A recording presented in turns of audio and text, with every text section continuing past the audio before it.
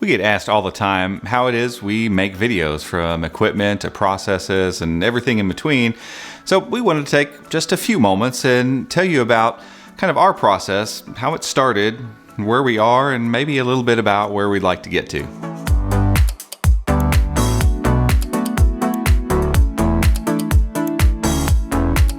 This video is brought to you by Epidemic, and if you're watching this video, you're probably interested in actually making some YouTube content of your own.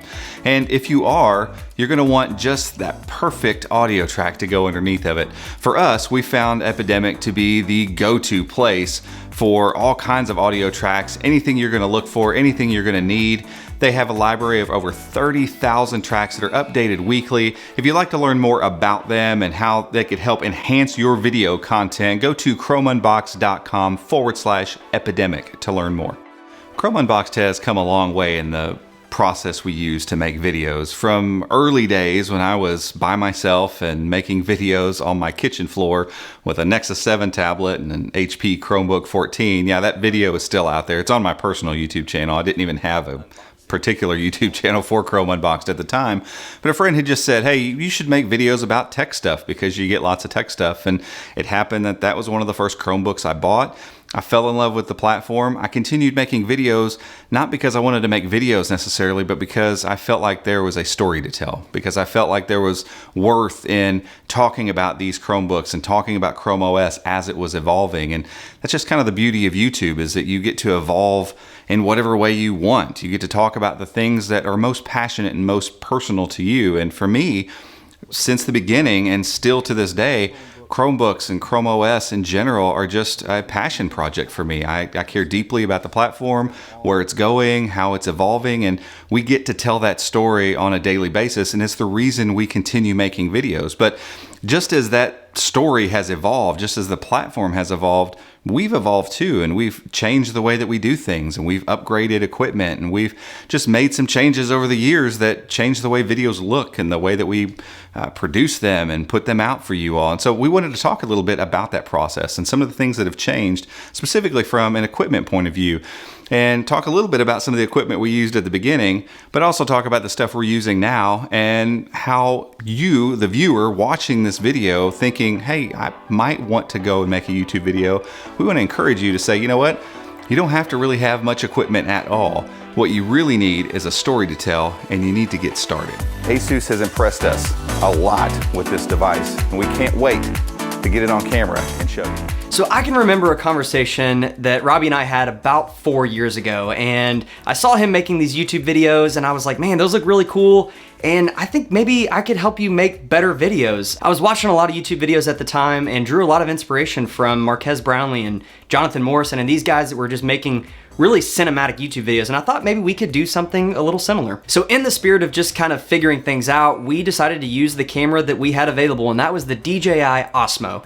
It's basically the camera that was on the drones, just on a handheld gimbal. And it was really good. It was a big improvement. If you go back and watch the Vigeland review, that was the first video that Robbie and I did together, and it was a big improvement. It was 4K and it was stabilized, but it just still wasn't exactly what we wanted. So at that point, we knew we needed to invest in some camera gear, and we weren't really making a lot of money on YouTube at that time, so it was just an investment in the channel. So we did a lot of research, and we watched a bunch of YouTube videos just like this one and decided to go with a Sony a6000. It didn't record 4K, but at the time 1080p was okay, and it looked pretty good. For the lens, we decided to go with an 18-55 from Sony, and we spent a little bit more money on the lens because we knew we wanted to get some nice depth of field and get some of the bokeh that we saw on some of these other YouTube channels.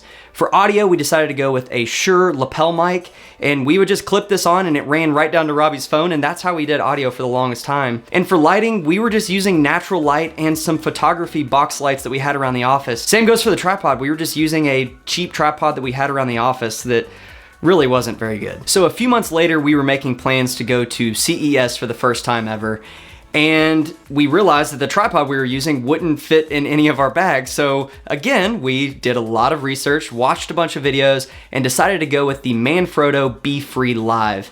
This is the video version of the tripod. It has a fluid head on it, And the main thing is it folds up super compact and actually fit down in the side pocket of my backpack. And although the compact nature of this tripod is one of the main selling features, when we got it in the office and started using it, we quickly realized that the fluid head on this thing is really good. It allowed us to get all sorts of different shots, and I even use it as a monopod a lot, so I'll just fold the legs out in and use it like that.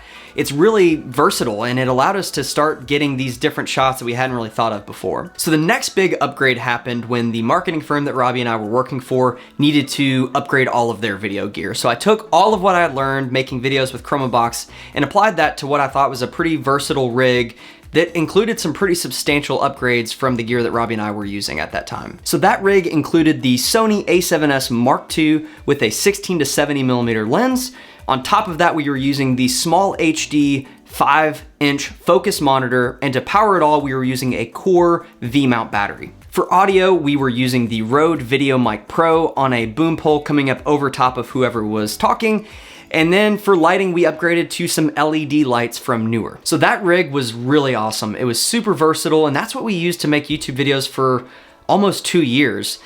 But then back in April of this year, I decided to go full-time on Chrome Unboxed. And so we kind of had to scale back a little bit and reevaluate the gear that we were using and decide what gear we needed and what gear we didn't need. So at this point, we had to go back to the drawing board and do some research. So I started looking around and decided to go with a Sony a6500 for our main camera body because it was still gonna get us 4K footage, and for the price, it was just hard to beat.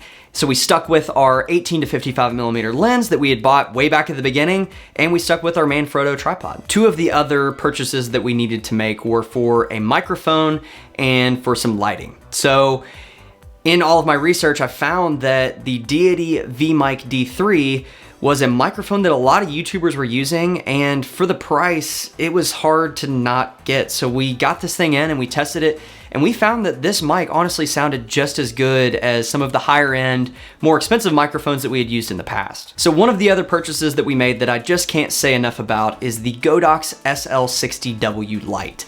And this light and this rig that we're using right now is about a quarter of the price of some of the others, primarily the Aperture 120D, which this is kind of like a budget or just another option to that light.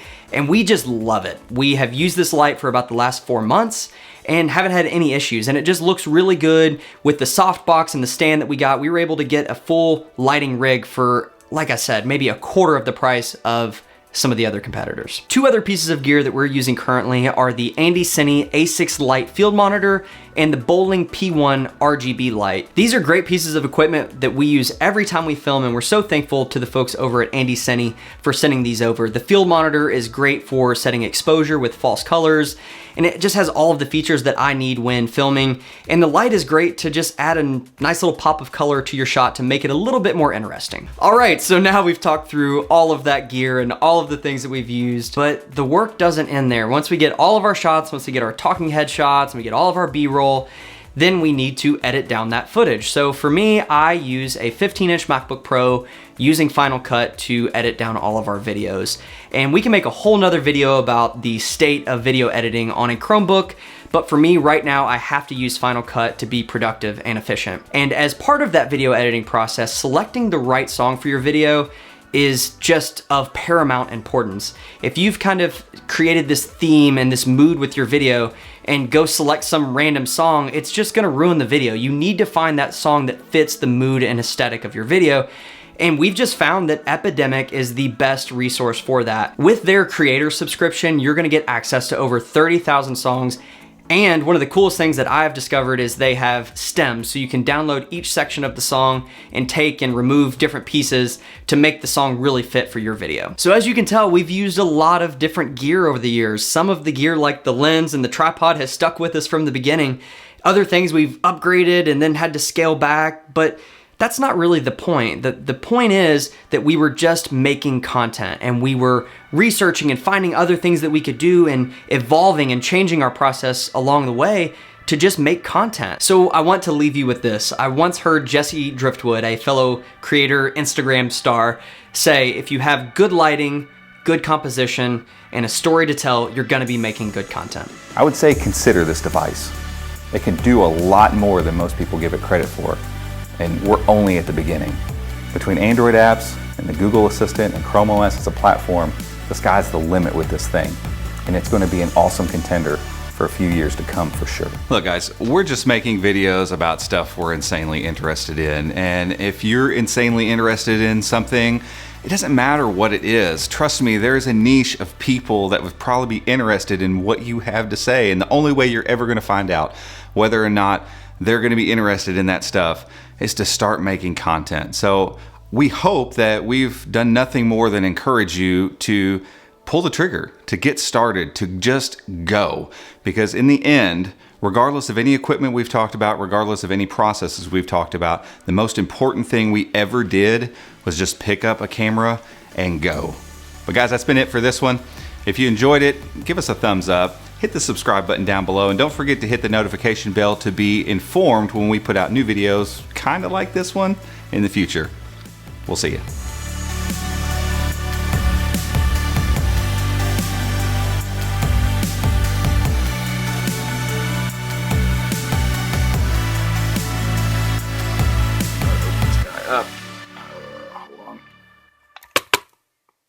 And so we see on the inside a very clean look. Video and no, never mind. The Nux big update, bruh.